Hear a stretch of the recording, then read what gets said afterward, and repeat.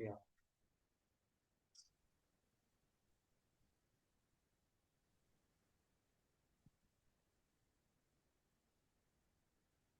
So thank you for coming.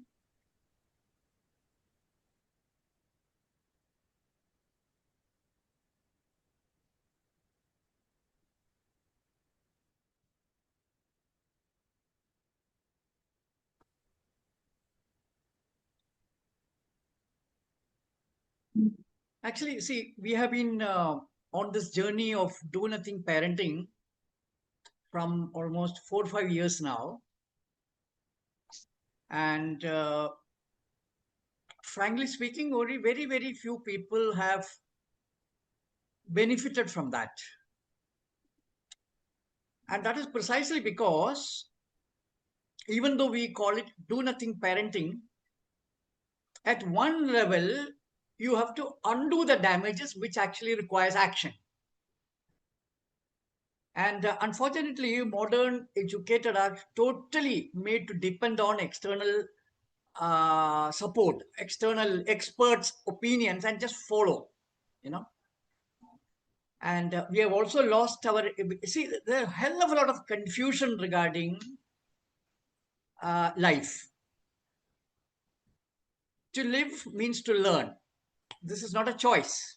All living beings are learning beings. But somehow, because we got educated, we are completely under the impression that unless you teach, learning don't happen. You know, and the reason why we are telling that you must observe your children is because only by observing children you can even understand what is learning. And if you, I mean, and many of the people are talking about unlearning, unschooling. I can tell you they are absolute nonsense. Because in order to unlearn, you must understand what is learning. And you can only understand what is learning by total unbiased observation of your children, because the child is learning right from the time they are in the womb. And they are choicelessly learning. And in order to learn, you don't require any coaching, because life is living. Life, to live means to learn. This is not a choice. You see? So, and I think it is extremely important for all of us to engage in this, because this whole modern Western world is taking you in the exactly opposite direction. Exactly opposite direction, because there are two reasons for that. One, they have not studied children at all, in the sense that in the paradigm that I'm talking about, the whole Western exploration on children is how to teach them. It is never about how children learn. Secondly, the assumption is also that knowledge is something that you can codify into language and transferred. There is another absurd idea. Knowledge can only be lived and recreated. It is only in living that you will come to know what's life. No, by reading, you only get notions.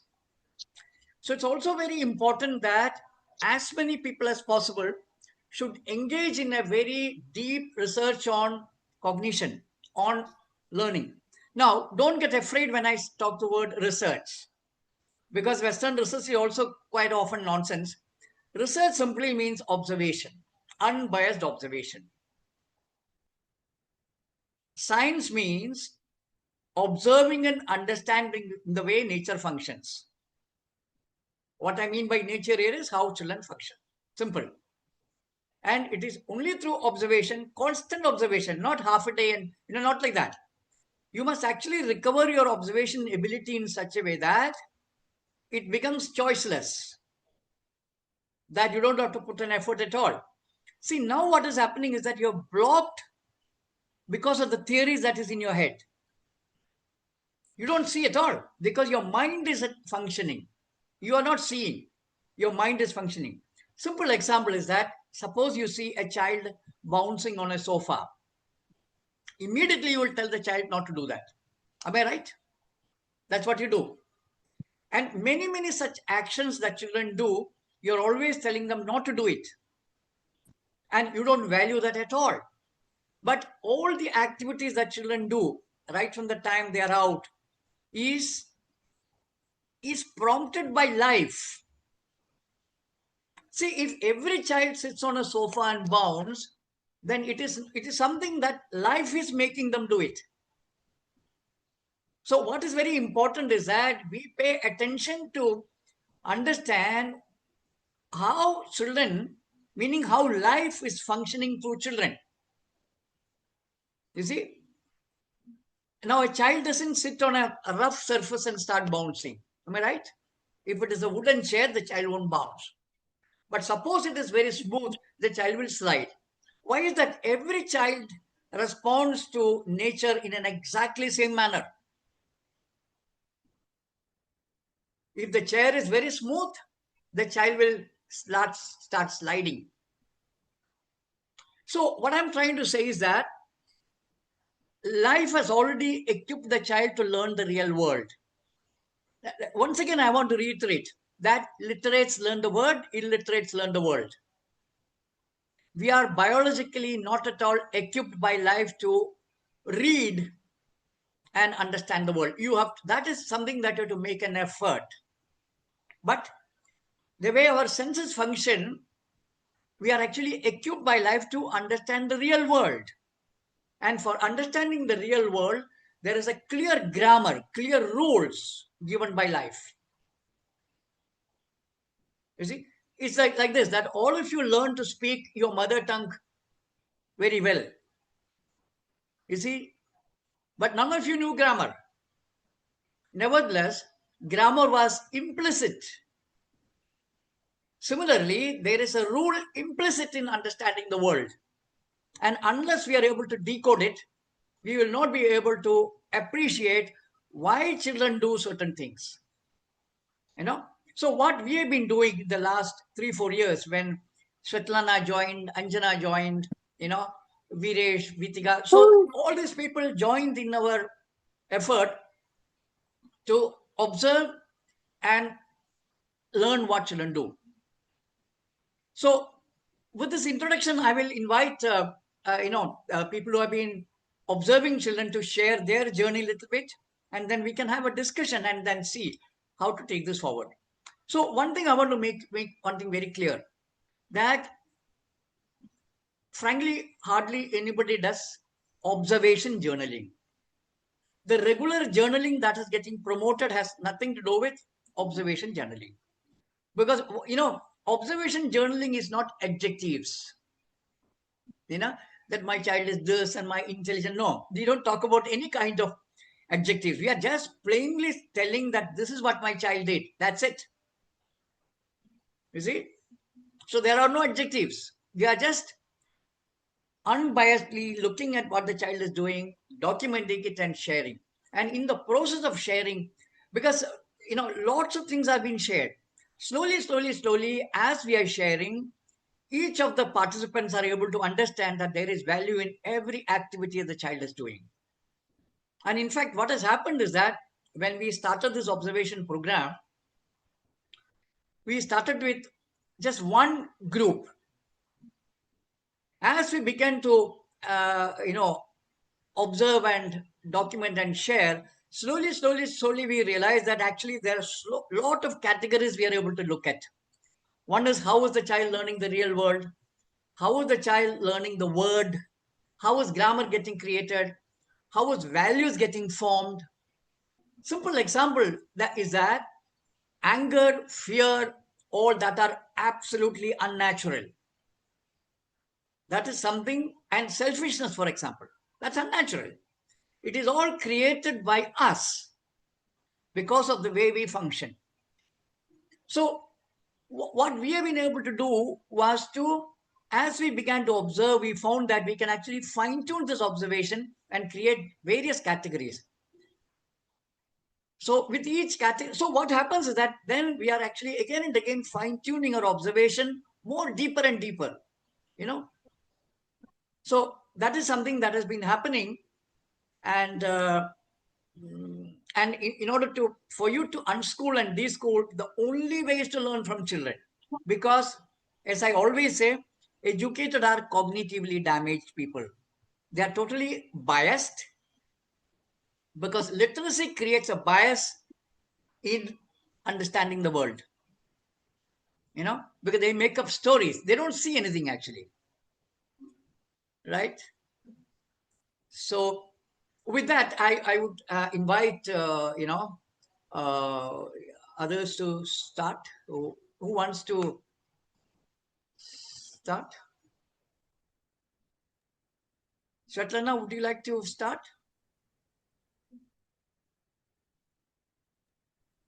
I'm happy to share some things. I haven't prepared anything.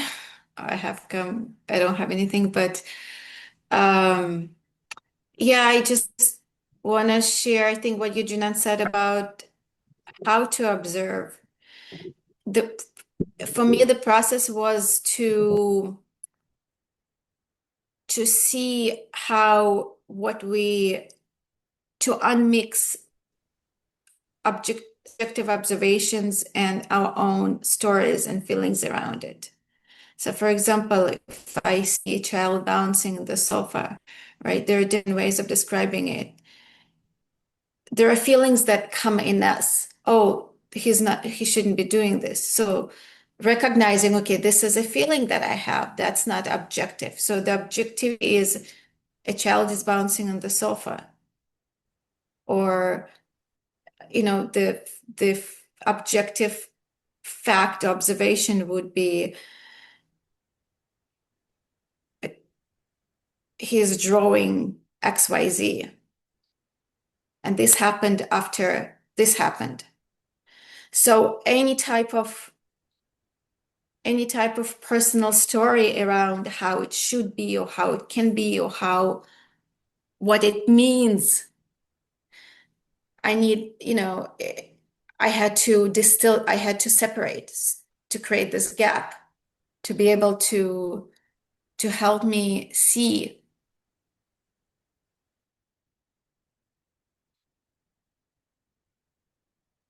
And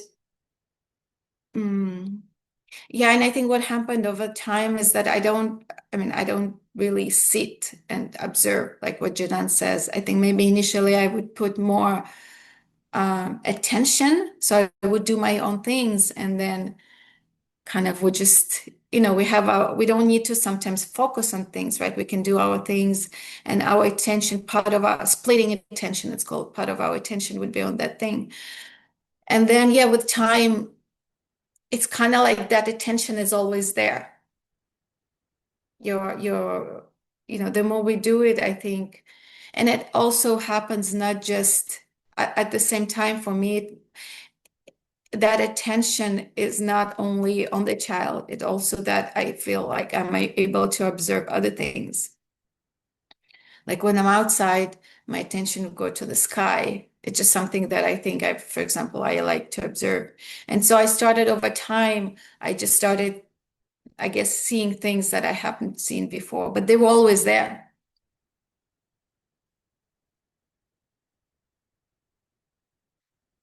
And again, I think for me, I'm not, it's constant, it's constant work. It's really deconditioning yourself, meaning that you separate your own preconceived, start seeing, okay, this is a story that I'm making in my head. This is because of such and such influence or such and such. And starting kind of distilling, like peeling onion, right? Layer by layer. Okay, what's actually in the middle? I have a question. Can I ask? Yeah. This is Jay. You can ask. You had mentioned categories. I mean, I'm completely new to observation journaling. So Yeah. you'd mentioned categories as a way to fine tune our observation. Could you say a bit more about that, please? Yeah, we will do it. We will do it. Just hold this question. We will do it. We will come to Sure, it. sure. Yeah. Anjana, would you like to start? Yeah, so hello all. Myself Anjana. I have two children. They are 7 and 3 years old. So my journey, it started more than 2.5 years ago. That's when I attended Jinan's workshop. And so the workshop itself was very very difficult for me to comprehend, as well as very eye-opening. And so after that, I slowly started looking at my children, what they were doing, looking at myself, and it was a very slow journey for me, observing my children, observing myself, reflecting. But gradually, as I started doing it, it was observation of my children, and through the reflection and the realization that I was able to comprehend what Jinan had already shared. The truth in what was shared became clear to me only when I started seeing that in my children. So I would like to share an example. So at the time I attended the workshop, my elder one, Arif, she was around 4.5 years old. So we were staying in an apartment complex, and in the front portion there is a slope. So one day I saw that he has a bicycle, which he was just pushing down from the slope. So he was pushing his bicycle from the slope, and it was rolling for some distance and falling down. Then he went down the slope, took the bicycle, came up upwards again, and again started pushing. So for me, it felt like he was destroying the bicycle. So I wanted to prevent it from happening so that the bicycle won't get damaged. But I somehow didn't. I just paused. I didn't say anything. I just paused. He repeated the activity for about 4 to 5 times. And then he asked me, Amma, yesterday when there is a neighbor, a child in the neighborhood, her name is Ishani. She had a balanced scooter-like thing. So Arish asked me, Amma, yesterday when I pushed Ishani's bicycle, it smoothly rolled down and it hit the gate. But when I am doing the same with my bicycle, it is not, it is falling down. It is not completely rolling and hitting the gate. Why is it so? That was the question he asked me. And the moment he asked me that question, it was uh, like something happened with me inside. And I realized that he was not trying to damage it or destroy it, he was just exploring it. So I realized that what Dylan has been saying, there's nothing wrong with the child. It's actually in us that has been one powerful incident.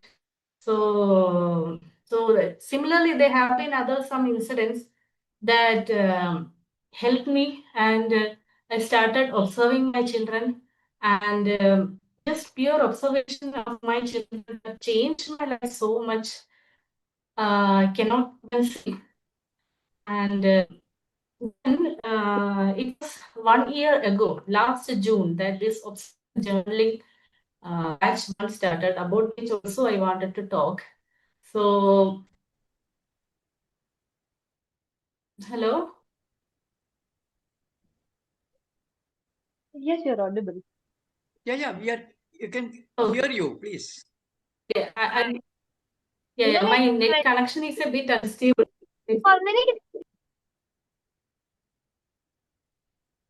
Perhaps you could switch off your video. That might make it. Yeah. Anjana, if you switch off your video and speak, we can hear you. Okay. No problem at all. Okay. Okay. So I also want to talk about these I joined in, and I didn't expect, but again, uh, life changing for me, because there were only a few parents, and the few parents who were very much dedicated on observing and learning from their children. And another thing that happened in the group was we used to meet online every 2 weeks. And the meeting was not focused only on children. We used to talk about anything under the sun. We used to discuss about our children, about ourselves. And then slowly some change started happening in all of us. The few of us, we became very close. Like The meetings were something we were looking forward. We knew, started, noticing all the children, all the things they were repeatedly doing. And then also in this process, we also, as Jinan had already mentioned, noticed that there are in many children were doing, like when a child is holding a kerchief, the child is doing it very carefully, very beautifully. So we saw that the beauty is ingrained. So we started creating some. Similarly, we started forming subgroups. And another thing that happened was I started observing a different way of observing their children. For example, I would like to say about Viresh, the way Viresh was observing and sharing. So the way what I was seeing and what Viresh was seeing was very different. So when I reading focusedly on what Videsh was sharing, I understood that okay, these were the things I was missing. These were the things I was not knowing.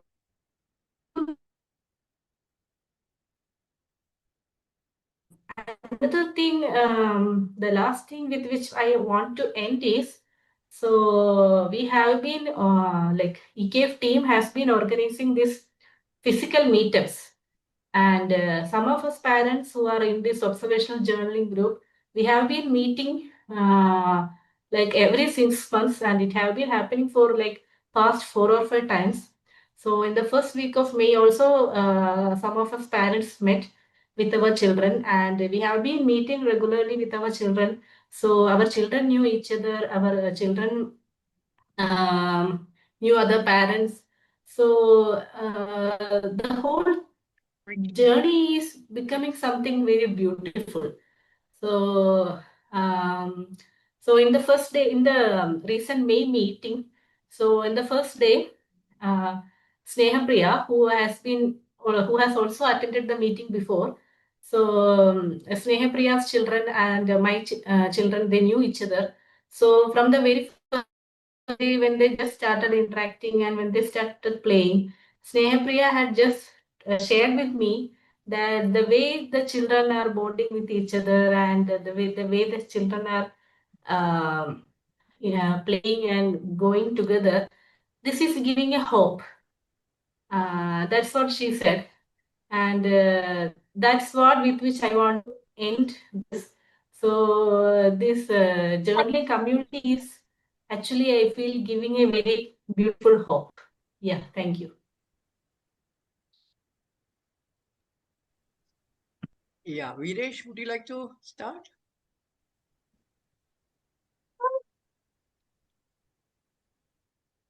Yeah. So am I audible? Yeah, yes, Viresh. Yeah, yeah, yeah. Yeah, hi all. Yeah. So I have been observing my son Udbhav from early 4 5 months onwards actually. Now he is around 2.5 years. Uh, so I've been observing and documenting what uh, the child is doing and all these things. So mainly I would like to tell like how we all started observing the child itself. Like when Jinan said just observe, so you don't know what to look at in the first place. But slowly we basically I'll just tell my way of journey of start looking at the child actually, because at very young age, so they don't even they have only sounds to communicate actually, so they don't even actually talk few words, right? So it's only the actions and some emotions, so which they just make it so that we just need to keep seeing it actually. So it's not easy at that age actually, at very young age. So but we started observing through senses, like we have 5 senses, that's what we just learned. And just observing how the child is functioning in a given sense, like sensitively how he is doing, that's what we were trying to observe. But slowly that was difficult because you can't actually so sometimes, as Svetlana mentioned, right, so you were already conditioned with something, and that will get interrupted actually.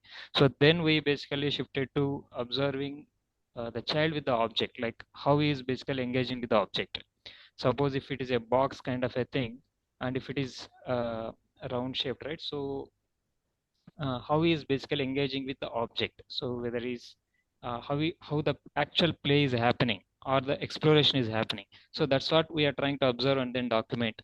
Then slowly we are trying to understand like everything as a whole, like the child and the object, everything as a whole momentary actions, all the motions. So all those things we are trying to observe actually. So yeah, initially it was like we are trying to put some effort in that direction to see what the child is doing, all these things. But later we became kind of a choiceless, in the sense like we just see, like even if the child is just taking a stick and then just touching something, like we are able to see it without much attention actually. Like you just see it and then you can basically understand what the child is doing. So now we are actually, as Jinan mentioned, I think, yeah, we are already observing in much more deeper way, like what the child is doing, in the sense like how implicitly the knowledge is getting created. So we are many times in EKF we are talking about knowledge creation, right? So we can see absolutely everything. I mean, even if you just observe a child for maybe some 10 minutes, you can see how the knowledge is getting created if you are not interrupted actually, if the child is not getting interrupted. So I mean, there is a much potential aspects we can actually see when we are observing the child actually. So we can go much deeper. That's what I feel. And coming to this observation journaling of last 6 months, right? So as Anjana was already mentioned, so it was very helpful for all the parents who joined, in the sense like we are trying to see what others are not seeing, and we are trying to learn from each other. And uh, uh, it's not only the child. I mean, we may have desire to how to bring up the child, but it's not only that. So we can also see like how ourselves can be unconditioned, and also if someone is having a much interest in science or maths or all these things, right? So we can even look with a fresh understanding actually. So I mean, that's what it is actually. So frankly speaking, we came to this space not just I mean, with a child or something like that, because we don't even know all these things, but we came from a different side. But now it's turning out to be very interesting, each and everything. So I mean, now we were questioning, so how did we miss observing ourselves for such a long time? I mean, that was very big. It was it may be a silly question, like what is happening to me. So yeah, I think definitely it basically helps the child. It's a two-way, like it helps the child and it helps us to unfold in much bigger way. So yeah, definitely I think yeah. And also what I feel is like we need, I mean, generally I feel like in a group we need more children, more parents and sharing observations, definitely. So we all looked at parents we already know, but maybe if more people are joining, it will be more interesting. uh, uh, and definitely if someone is interested in like some new scientific disciplines, everything, we can even work together to understand much better. So I think yeah, I mean, I feel like it has a lot of potential. So yeah, I mean, it has tremendous done many things actually. So maybe I can end this way, like this. Okay, so before I invite others, just let me tell you how Viresh came. So we do two kinds of workshops. One is to observe children, and the idea is to understand what is knowledge, you know. And the other thing is that uh, we do another kind of retreat called Being in Beauty. and that is about observation of beauty in nature. So what is modernity has done is that it has destroyed our sense of beauty and our understanding of knowledge. Uh, Knowledge by making us into analyzers of second-hand information. Even though we are enabled by life to create knowledge, we have been taken away from that and made it into simple analyzers of second-hand information, because this whole schooling is about that. And what is done to art is that art has been turned into an intellectual idea, something to think about, or something to do with skills. Uh, so in our exploration of children and indigenous societies, we found that like cognition, ability to create knowledge, even our sense of beauty is biological. It is not something that you have to make any effort. It's part of our biological makeup, beauty. So this being in beauty was another attempt by us to shift people from thinking and analyzing into pure observation of beauty that is around you, you know. So Viresh and wife came through that process, which slowly led them to observe children, you know. So both ways have been helpful. I'm just wanted to mention this because uh, there are two things that I feel is totally important for us to understand, and that is actually what is knowledge and what is beauty. Because in the modern educational paradigm, now they have started doing something called art in education. You know, that's again, that will destroy art and both knowledge. Both are going to be destroyed in the whole process. So, but again, if you, in one of the category that we are observing is that how sense of order, sense of beauty arise in children. So we are actually learning from children how it is already within us to create something that, so see, we don't want to call it art, because the moment you call it art, some image will come to your head. So we are actually looking at how does this child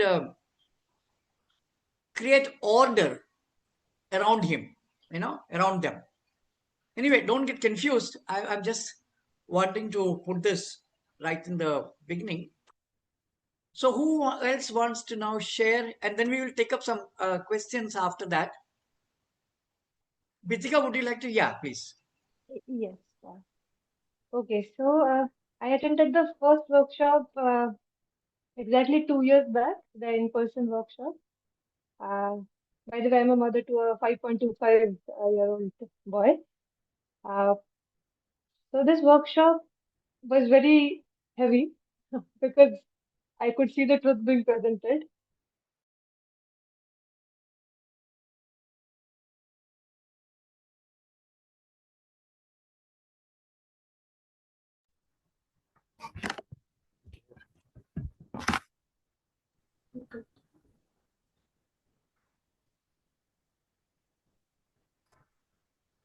You're disconnected.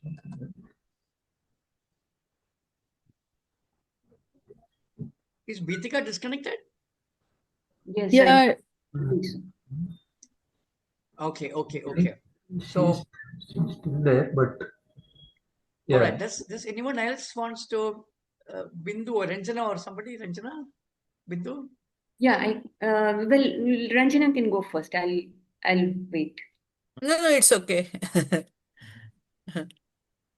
Um, okay, so what I wanted to share was really the first Being in Beauty workshop that I attended, which was way back in 2009, I think.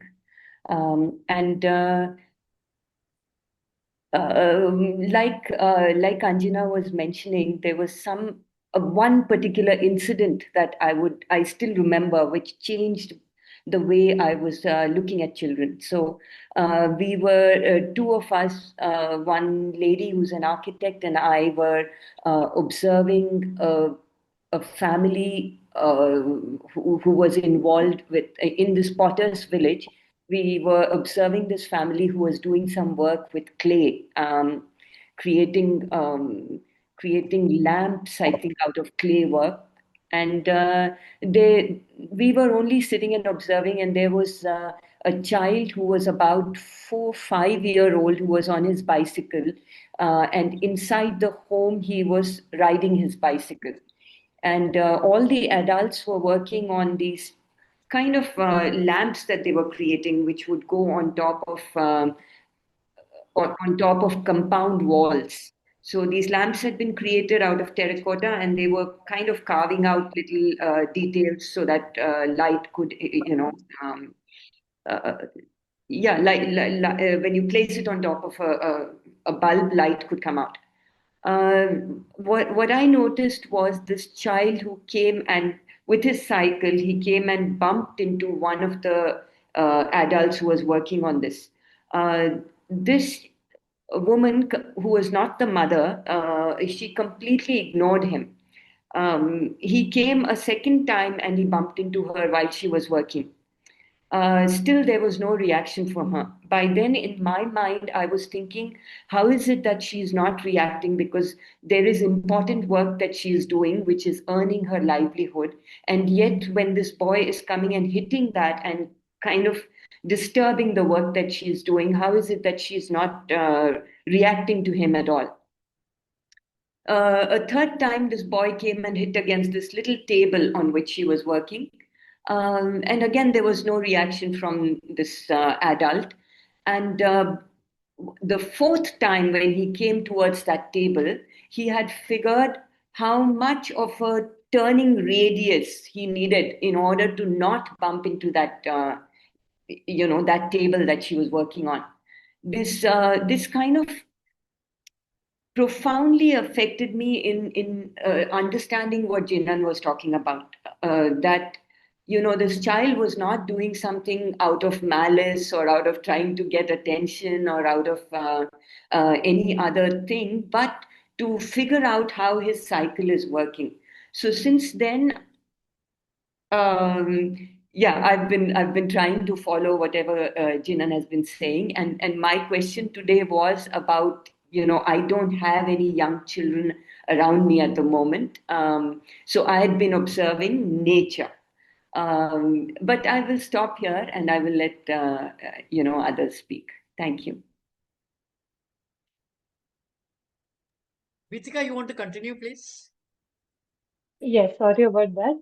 No, no. So when I first attended the workshop, there is this deep desire of starting to implement it, but then I didn't know how.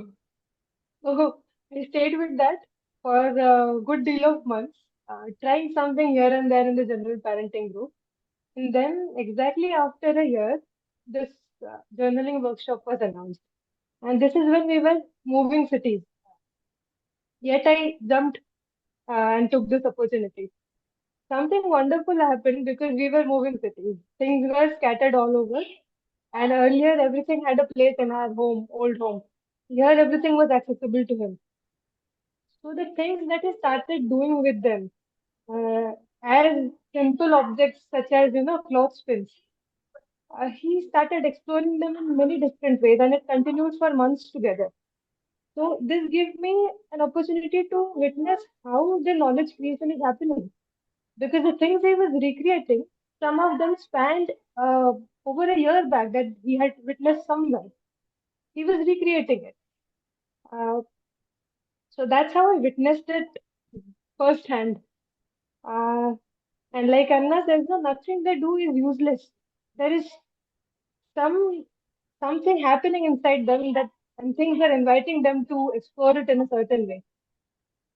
Uh, and the prompts that we started receiving from the admins, they were absolutely precious because Rakshit was once exploring with coins and he started creating certain patterns on the mattress.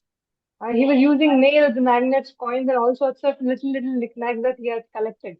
And the background of the mattress, the cover of the mattress, it was a very loud, geometric patterns, many colors. So when I had shared this photo, Jinaman had just commented, try using plain bed sheets. So this, uh, these simple pointers, they help a lot. And then when he was, I could sense that he was getting interested in music. So there was this small dholak in his school which he was attracted to, and he wanted me to buy something similar. So my first thought was okay, let us not give him instant gratification. But then I could consistently see that he is drumming things, drumming object surfaces. So I checked Amazon. And the small drum, the dholak thing that I saw, it was ridiculously painted, the one that is for children specifically. And obviously it wouldn't play.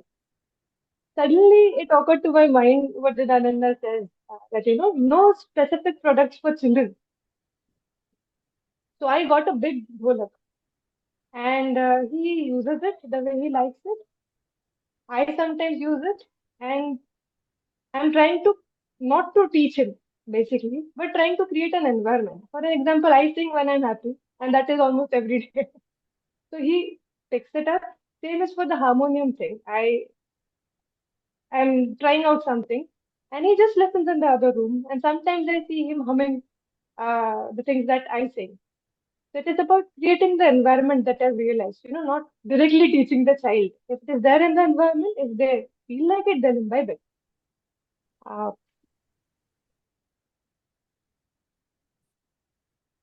And so the other point that Anna mentioned about this workshop, I mean, this journaling being very different from the other journaling things. I was just talking to one of my neighbors who is also in the call here, hi Aruna Didi. So she was also worried if this is the, those target-oriented journaling things where we would be sharing worksheets that have to be completed. It's nothing like that. We just, start seeing, start start observing, and start putting it in a matter of fact way. Because earlier I used to also, use very flowery language, uh, all those adjectives. And then it got fine tuned that those are my conclusions. What I am seeing is completely else. So I still have those tendencies and I'm working on them. Uh, Good thing is that, if many of you join us again in this new batch, things have kind of settled in my new home. So it will be a good opportunity for me to again uh, start looking at things from a fresh perspective. Uh, the main message was that there is nothing wrong with children at all. It is us who needs to be, we need to work on ourselves. They are perfect. I'll quickly also share about the categories that Anna was mentioning. Just give me a second.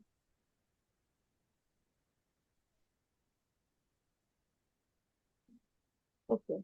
So we started with sharing in one simple group, and then patterns started emerging. Uh, Whatever children did, there was a certain care behind it, certain symmetry, and certain beauty.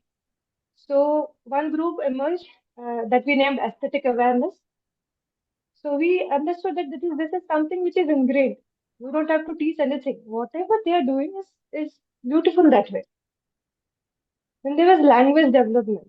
So in my household, we speak multiple languages. But then when Dakshit was picking them up, I was totally unaware. Now I'm seeing through Udbhav, Viresh Anna's son, who is 2.5 years old, how he is actually picking up words and, sometimes making his own words via multiple languages that he hears. So that's another group, how language is developed.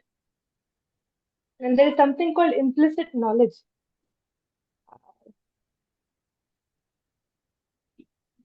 How do I put it? Okay. No, I can For explain that. example, yeah. Can I Yeah. explain that? Yes, please. So what is implicit knowledge is that all of us learn to speak our mother tongue without any help. And implicitly all of us knew grammar, not explicitly. So that is implicit knowledge. And actually, when we started looking at very deeply into life, we realized that when we are engaging with the world, implicit knowledge is getting created. That is not a choice. And this implicit knowledge is what supports life. We don't have to consciously know the laws of physics or laws of chemistry and all that, but it is inherent in life by which we are existing. You see? And we got interested in this primarily because I'll just give you an incident. that my brother's son did not go to school for 12 years. And at 13th year, he joined the school. And whenever, 14, 15 or whatever year he gave the exam, we found that he got very good marks in physics, mathematics, and chemistry. And what we understood is that because he had lived life 12 years in the farm doing all kinds of things, he has already imbibed, he has understood the laws of science and maths and all that, So so it was as if that what he already knew by going to school,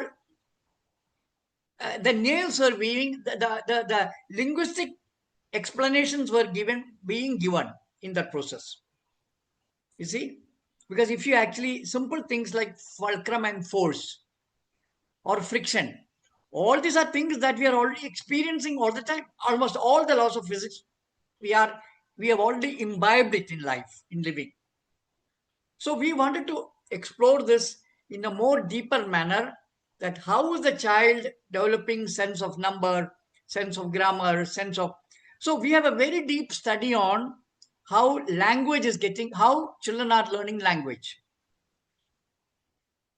and how in that process the child is creating categories, how grammar is getting built. For example, how nouns, how children build adjectives to noun. For example, when a child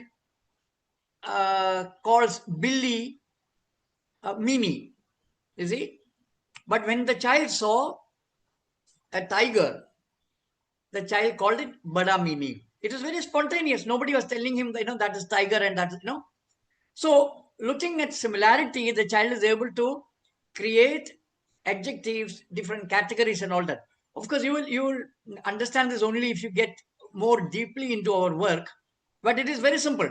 See, one thing I want to tell you very clearly, that there is no way you can understand cognitive science by reading the Western books at all, because that cognitive science, only people who are doing science, actual science, has access to. And they can actually, with all their mechanisms, see the brain and all that, and give names to that. The rest of us will have to just believe whatever they say. But the process that we are talking about is that when you observe children very deeply, you will be able to understand the whole cognitive science in a very simple manner. Cognitive science is about how cognition takes place. That is how learning takes place. That's what it is. How children create categories, what is implicit knowledge, how does implicit knowledge become explicit knowledge. All these are issues that you can able to understand with no, great scientific names. Anybody can simply understand what is cognition by simply observing children. So, yeah. So that's it.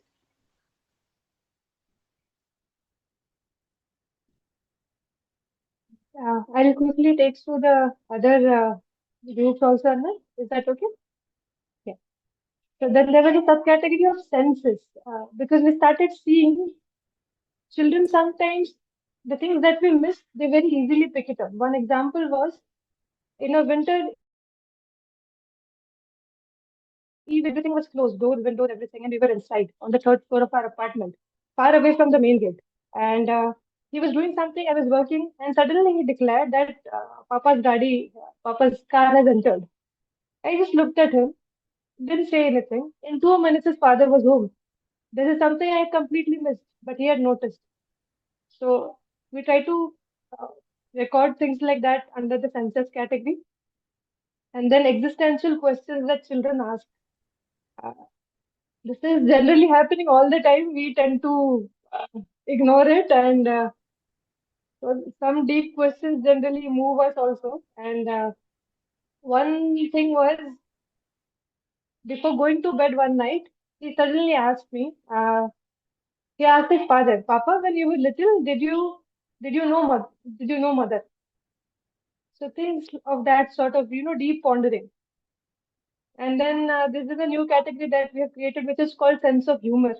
because they've started developing that in this age group, and yes, that is also very interesting. And then interest in literacy also, something Svetlana's son has, picked up alphabets on his own. I think he's fluent in 3 languages by his own efforts. He has made cutouts of alphabets, keeps them in separate bags and carries them around. So this has inspired us to make another group, our journaling group also, because I've seen something start with our children also in this group. And then there were emotions, conflict situations, self-explanatory, and the energy levels. Because when they're unwell, uh, they tend to act in a certain way. When they did not eat well, they tend to act in a certain way. So we are trying to look at all of this in a very deeper way. Uh, yes.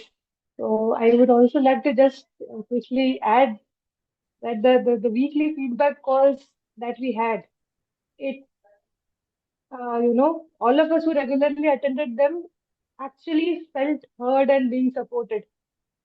Uh, and we formed a very strong knit community. It's a family. I won't even say like a family, it is a family. And the things that we have shared with each other, the vulnerabilities that we have shown, it's amazing. And one thing I started noticing was that when we initially started, some of us, were masking the face of the child when sharing the observation. That slowly went away totally. This complete trust was there. Yes. So I really hope that many of you join us now. Thank you. So other very important thing, the category that we are looking at is value development. Because that is a very, very, two things. One is discipline. What is discipline? And so this is a question that we are looking at, and value development definitely. See, one thing so we are not trying to impose anything. We are just observing what the child is doing and talking about it. So as far as possible, we are trying to be absolutely unbiased. Just observe what the child is doing and write about it. And then slowly, and the other very important thing is that, see, one of the damages of modern schooling is that we are trained to conclude with each, to conclude each time. So one of the discipline that we are doing is not to do that, just let the conclusions happen on its own, you see. So that is one important aspect. And see, the other thing that is very clear is that in Svetlana's exploration, how her child has learned to read and write on his own. That is very, very interesting. And the other thing is that how digital tools are being used to learn the world. Because the child has learned the map of some cities very, very beautifully just by observing, just by looking at the map from the mobile phone, and then observing as the child is traveling with her. So this is very important for us to understand that nature has already endowed us with the ability to learn. And when you actually, how we destroy it is by teaching. Because the moment you're teaching, you're already dealing with ready-made knowledge. Whereas true learning process is an open-ended process where the child doesn't have a ready-made place to reach. It's a constant learning. It's constant learning, constant upgrading. So your brain structure is then very open and creative. You see? So other very important thing is that most of the words that we are familiar with today, the educator, have completely got it wrong. One word I want to take up is creativity. What is creativity? That's a very important word to understand. You see, creativity, the children are by default creative.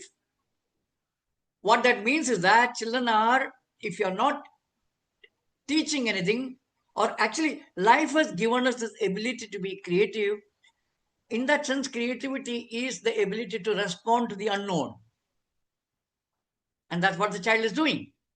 So creativity is the most important cognitive, ability that the life has given us to create knowledge.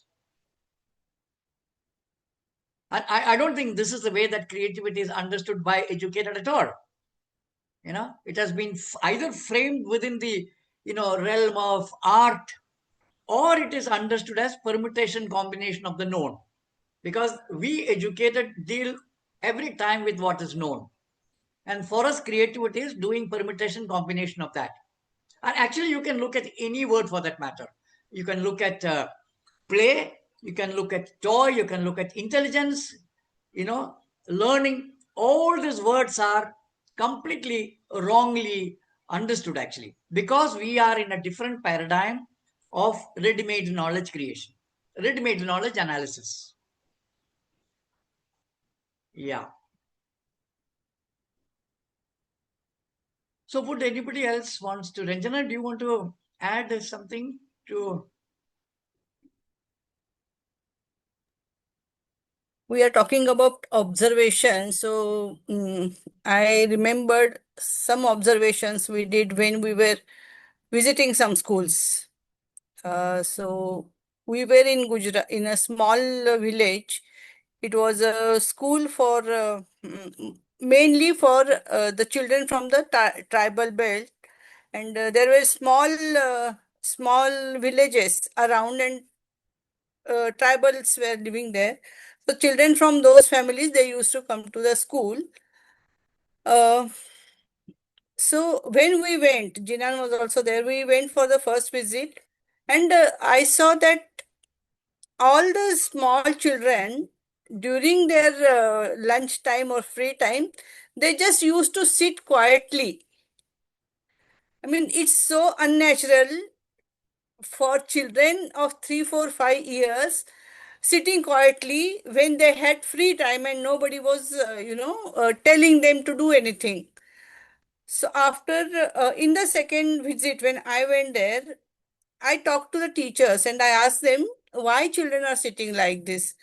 So she said, because we have a policy in the school that the language we speak here should be only Gujarati.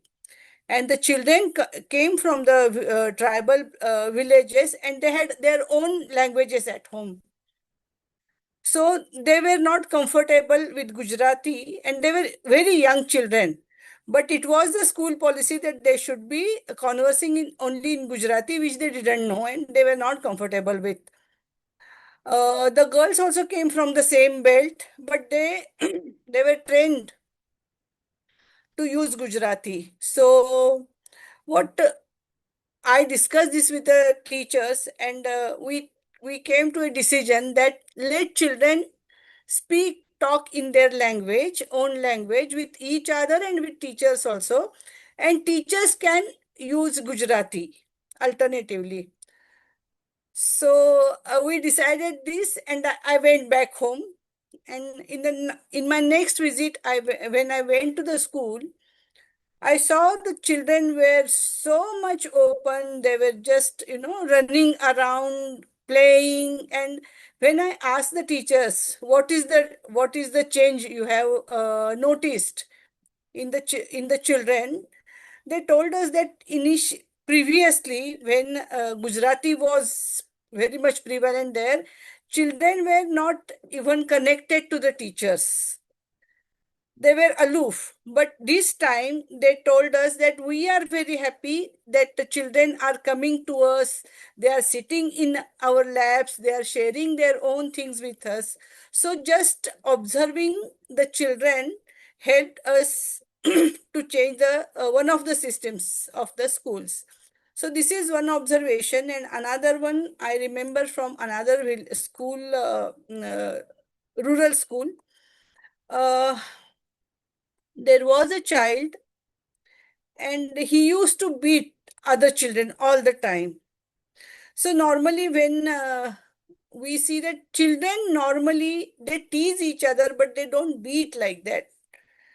So what we did was we requested the teacher to keep that child with her all the time and don't react when he beats others. Just be kind to the child.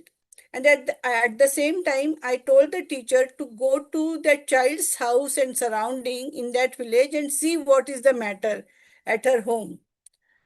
So our teacher visited the family, and then it was, I think, afternoon time, and the mother was there only, the father was not there. And when she became, when the mother became acquainted with the teacher and, they started sharing things, she told that the father used to beat mother in front of the children. So the children was, I mean, he must be feeling very, very insecure and all those things. And that the beating was the reflection of that behavior of the father, and it was not natural. So again, we had to, talk with father, talk with the mother, and we have to change. We could change somewhat the home systems there, but observing their behavior is also very important, because whatever we talk about children, they are happy all the time. If there is something which is against what we normally talk about children, we have to be very careful and observe, and then we have to talk to the other adults who are engaged with the children, and we have to find why the child is reacting and it is not acting normally. So there are many cases, but these two I just happen to remember.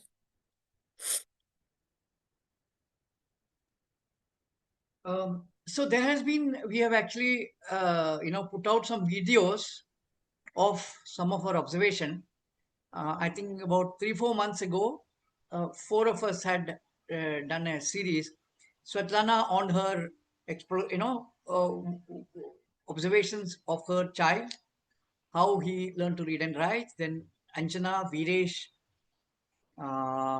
and us. Yeah. So there were 4 sessions.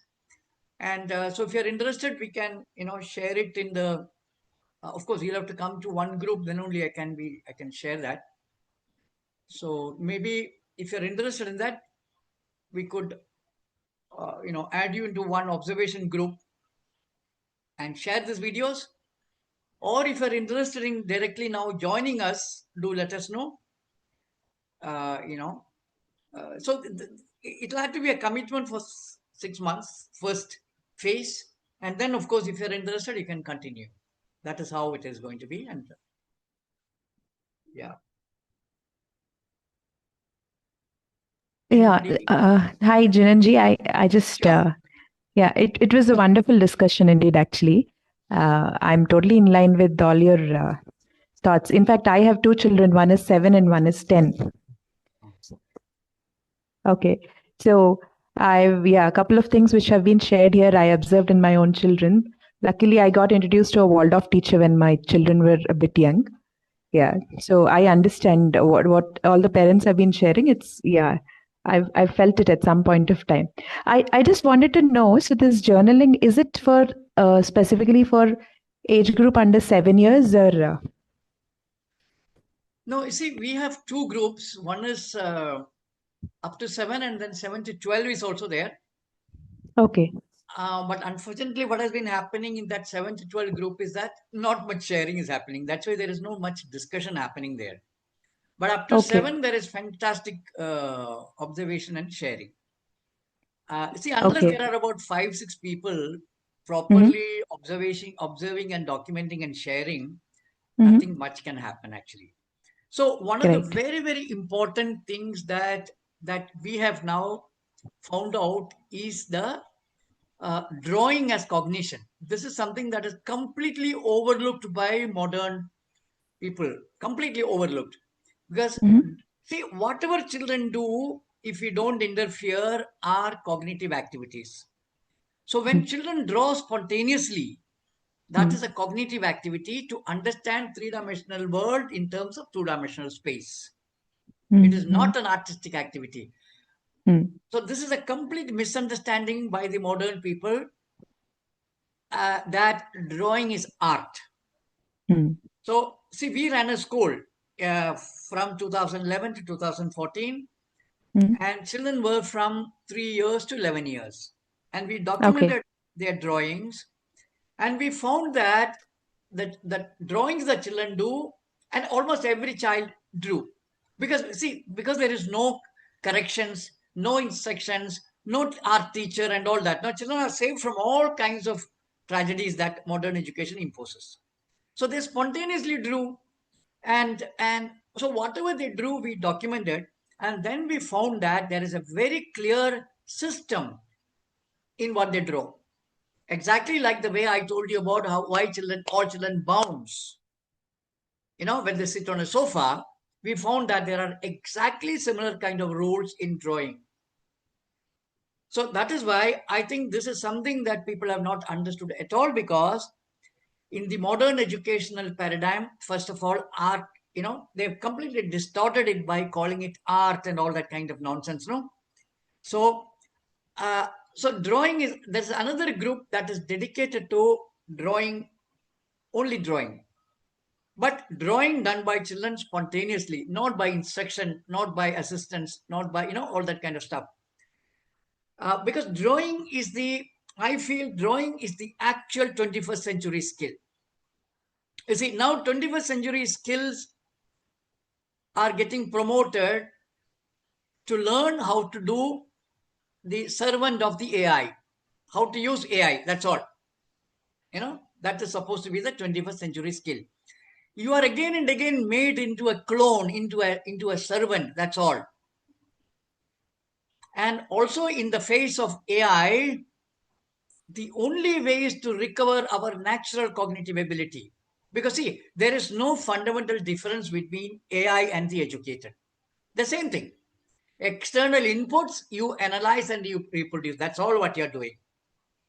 And AI, of course, is sum total of everything that we all knew. All the physics, chemistry, mathematics, everything put together is AI. And we were the fragments, so you take a PhD in physics, so that's a data input of physics into you, that's all. You're not created anything in that, no. You're only analyzer. Understand?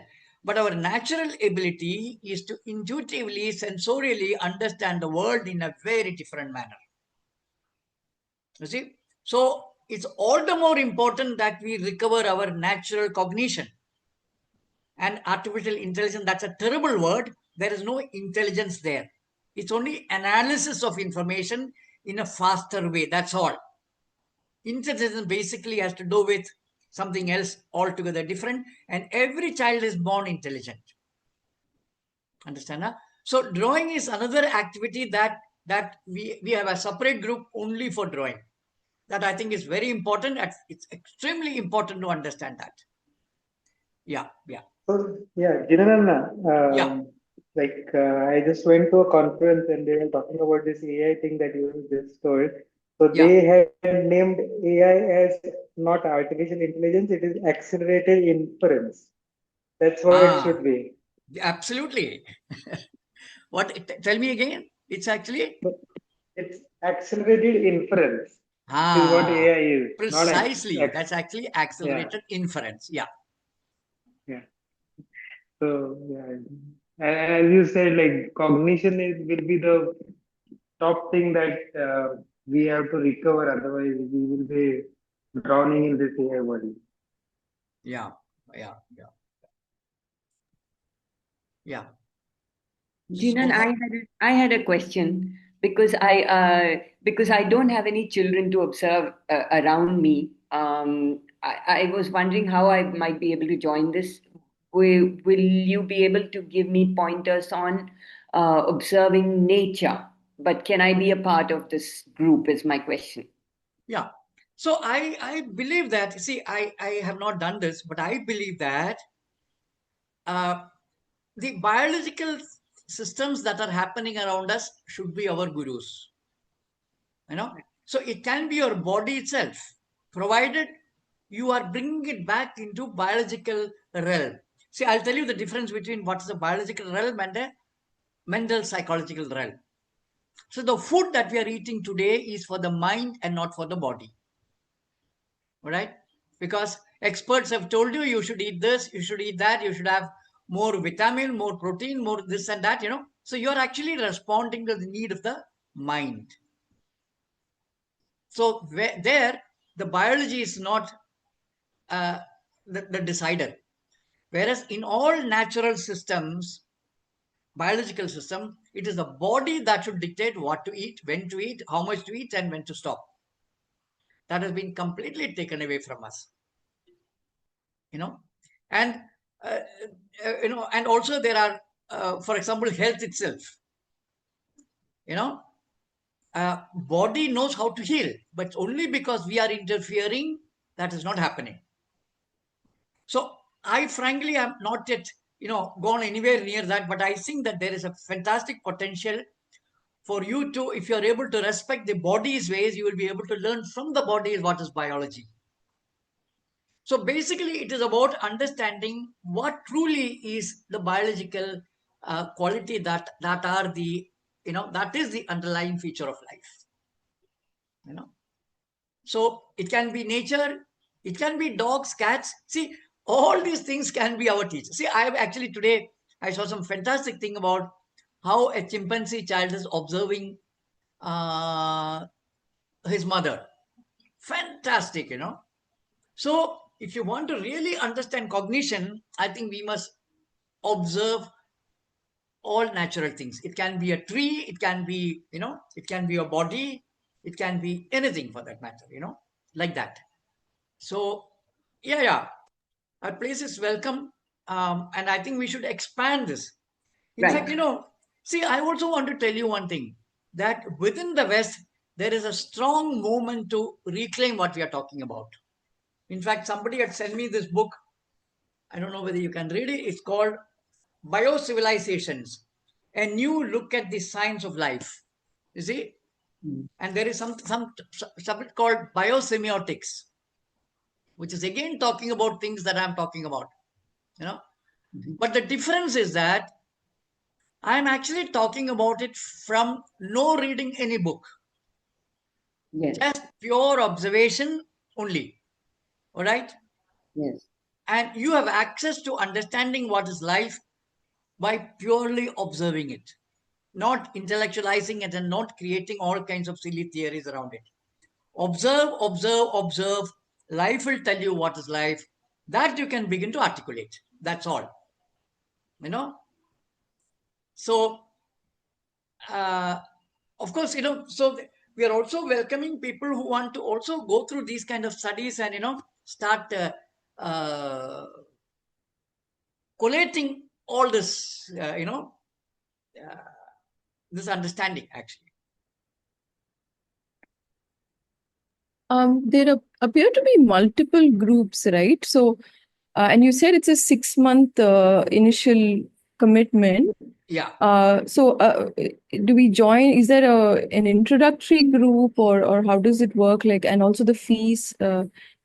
Would like to know that. So the for the resident Indians, it is 7,500 for 6 months, and for the non-residents, I think it is around $120 or something like that. Something around 10,000 rupees. Exactly, I don't remember. So that is what it is. And of course, there will be some hand-holding. You can join and see. And I think you should also look at the videos that we will share, But please don't ask one by one. I think I can send you the link to the one group that you can join, where you can look at all the videos and then decide whether you want to join or not. So there are actually 3 groups right now. One group is 0 to 6, which has many subcategories. You don't have to join each category. If you join one group, which is 0 to 7, you can join any of that with one group.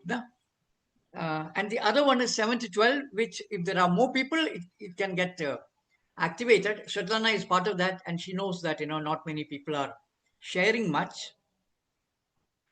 Whereas the drawing group is separate. We want to keep that as a separate group because that has to be a very focused study. And there are many videos I have done on that. You can, I can send you links to that also. And there is also a book we have written called Seeing with Hands, How Children Cognize the World. Right. So I think maybe you can, I can send you the, what you call that? I think importance of observation. I think there is a group, no?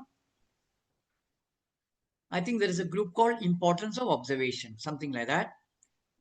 Whoever wants, do send me a message. I will, send you a link to that group. You join that. There in a day or two, I will send you all the other videos that you can look at on drawing, on observation, because there is a playlist just on observation, And you see, I think what is really important, what I'm really excited about is that if we can get people who are pregnant, would-be parents, so start observing right from the time that the conception takes place and trust the child from inside. One thing should be very clear, that the child is coming inside and wanting to have a healthy life. So the child will begin to clean you. It'll give you all the information necessary to have a healthy life. Trust life. And that is where I feel it's very, very interesting to start documenting that. And in fact, we have a separate group only for people who are, would-be parents who are pregnant, So, and of course, there are multiple groups. Yeah. So these are the main groups that are really focused on observation. Yeah. Anything else? Yeah, but don't write here. You want to join? Write to us directly, and then we will send you whatever is necessary to join. Yeah. Oh. And Seifi is here, of course. Seifi, thank you for being here. He is doing something fantastic about health. So I think that can also become a proper for us to study what is cognition vis-a-vis body and health. That, of course, we want to extend that not merely for healing, but to understand how body functions. It can be a proper study in that area, actually. Yeah. So shall I close? And of course, Celine was here. Celine, many of these people had also come for our Being in Beauty workshop, both online and live. And I think many of those people have also been helped by participating in those workshops, actually, to go into a unbiased observation of nature, observation of children, or observation of self. Yeah. Okay, shall I close? I have a question. Sumatala, please. You want to? It's okay, sir. Can I? Yeah, quickly, Yeah. yes. Yeah. I did that Being in Beauty like about 1 month before. Yeah. Like last month, 10 days I did the course. It was not like a course. It was like getting together, and just he told to observe and take photos of natural things as you like. So I did that for about 4 to 5 days. Then I started watching the smallest things in the nature, like a very small plant, like that. Everything I captured. And within the 10 days, I was able to, I don't know how to explain it. I was able to understand, how to enjoy the beauty without any mental thinking, because I was enjoying everything. Before that, I used to tell, oh, this gives plant so nice, like that. Now it's not like that. I was able to enjoy even the grass, the smallest minute things, everything around. I was able to enjoy. Then I started getting like I'm happy, and I was able to do all my work Then only I understood that it is the cognitive development that is taking place in my body. That within 1 month, that I can feel that I was having a headache like anything. I used to take tablets for headache.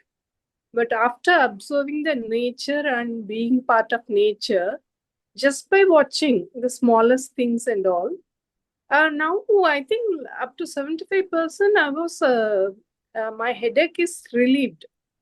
My age is 54 and I am a housewife and relieved, and I am able to work right from morning 6 to 9:30 without any tiredness. Like before that, I used to take rest a lot, and I have so many confusions like that, everything. So now I'm very clear and I was able to plan my work and I do my work very neatly with little effort. So this, I feel this is the cognitive development, because I don't know the meaning of cognitive development also. Then I saw the dictionary, like then I understood. And then I just spoke to Gina and these things are happening to me. So is this a cognitive development? Then I understood that this is this that self is making me to cure from my illness, my everything. Totally, I feel like I'm so happy all the time doing the work. Before that, I got angry. I feel frustrated to do the work. Why should I do like that? Now I don't feel anything like that. That even now I feel what I did wrong to my children's also I did. I put my son to the drawing class. He used to draw very well. I put him to the drawing class. Immediately, like within 2 or 3 months, he stopped drawing. That, yeah, immediately. And that even now, he's now 25 now, that he used to tell, it's because of you only I did that.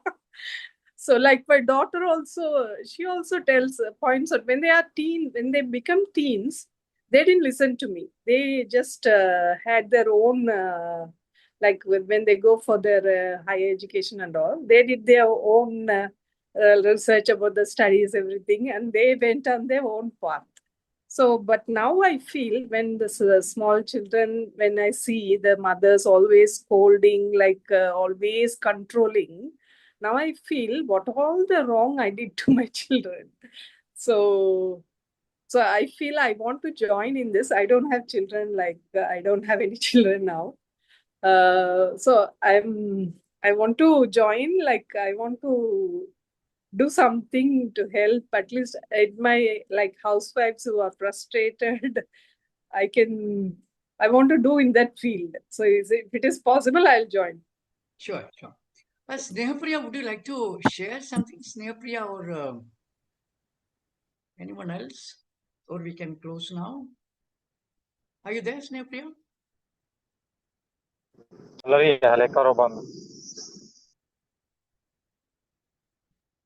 Okay, I think we'll close now. Huh?